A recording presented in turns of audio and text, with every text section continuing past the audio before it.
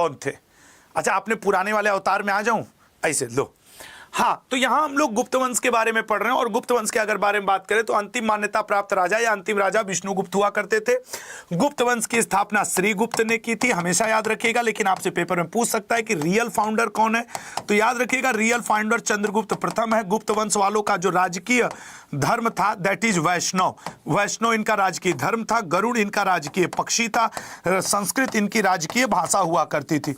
गुप्त वंश में बहुत ही प्रतापी राजा हुआ। गुप्त वंश के समय को भारत का, भारतीय इतिहास का स्वर्ण काल के नाम से भी जाना जाता है। और गुप्त वंश का ही एक शासक हुआ करता था चंद्रगुप्त द्वितीय, और इस चंद्रगुप्त द्वितीय को हम लोग इतिहास में विक्रमादित्य के नाम से जानते हैं, ये आपके पेपर में ज्यादा आता है। इस व्यक्ति को हम लोग देवगुप्त के नाम से भी जानते हैं, इस व्यक्ति को हम लोग देवराज के नाम से भी जानते हैं, इस व्यक्ति को हम लोग देवश्री के भी।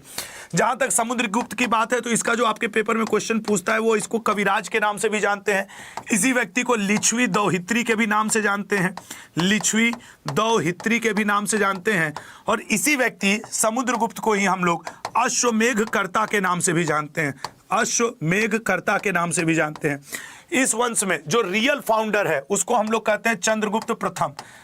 भले फाउंडर आपके कौन है श्रीगुप्त, लेकिन चंद्रगुप्त प्रथम इस वंश के रियल फाउंडर हैं। अगर गुप्त वंश की और बात किया जाए तो इसी प्रकार का सिक्का, जैसे अनेक प्रकार के सिक्के जारी किए, गुप्त वंश ने सर्वाधिक सोने के सिक्के जारी किए। भारत में सोने का सिक्का जारी करने वाले डच जारी किया करते थे। ऐसे पढ़ना चाहते हो तुम दशहरा के भी दिन, ओहो पाक ठीक है ना। तो